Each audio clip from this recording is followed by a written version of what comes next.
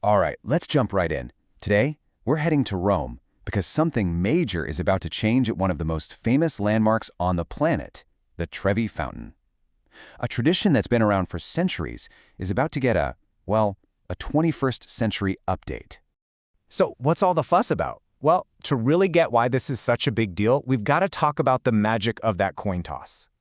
I mean, have you ever dreamed of doing this? It's such a classic travel moment, right? You know the drill. Turn your back, make a wish, and toss a coin over your left shoulder.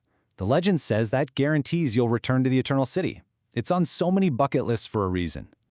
Well, that simple, totally free act of making a wish, it's about to change. In a big way.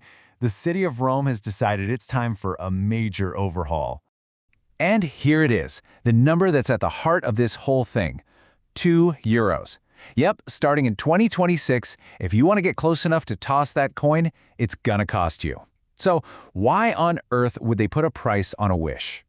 Let's get into the why behind all this. Why is a tradition that's been free forever suddenly getting a price tag? The short answer, one word, over-tourism. Get this, last year alone, 10 million people lined up to see the fountain. 10 million. I mean, to put that in perspective, that's more than the entire population of New York City, all trying to cram into one, not-so-huge public square. It's just staggering. And when you have that many people in one spot, you can probably guess what happens next. It's not just crowded. It can get downright dangerous. You've got a huge spike in things like pickpocketing, and sadly, people just not treating this incredible piece of history with the respect it deserves. So this new fee isn't just some idea they pulled out of thin air. They've actually been testing things out. They've experimented with organized lines and even time limits. And you know what? It worked. They found they could manage the crowds way better, and that success is basically what led to this bigger plan. Okay, so we know the why. Now let's talk about the how. How is this new system actually going to work? What can you expect if you show up to the Trevi Fountain in 2026? So here's the deal, plain and simple. They're calling it the Trevi Toll. But, and this is a really important but, it's not a fee to see the fountain. Nope, it's a fee to get down onto those famous steps right by the water where you actually do the whole coin toss thing. Let's break down who this affects. As you can see, that €2 fee is for tourists. But if you're a resident of Rome, you're exempt. You don't have to pay.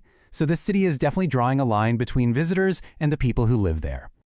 Okay, this is probably the most important thing to remember. You can still see the Trevi Fountain for free. Let me say that again, for free. The view from the main square isn't changing. It's still open to everyone, no ticket needed. The €2 is only if you want to go down to the steps for that classic up-close, I'm tossing a coin moment. So mark your calendars. This all kicks off on February 2nd, 2026.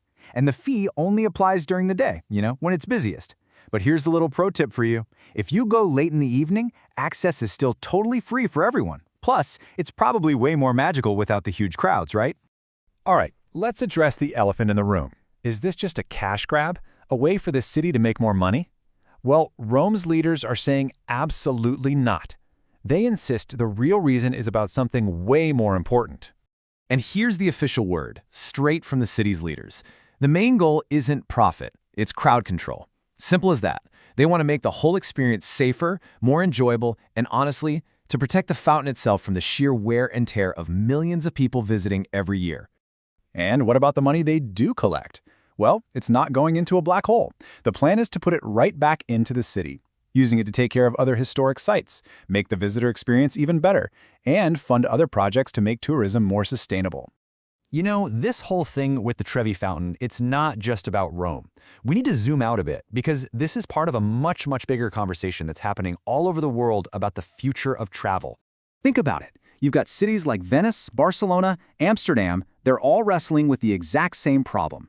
How do you welcome tourists without destroying the very thing they came to see or making life miserable for the locals? The Trevi Toll, well, that's just Rome's attempt at an answer. And that really leaves us with a huge question, doesn't it? Is this the future of tourism? Should all the world's wonders come with a small price tag attached if that's what it takes to protect them for our kids and grandkids? It's a tough one for sure. It's this constant battle between keeping these places open for everyone and making sure they're still around for everyone to see in the future.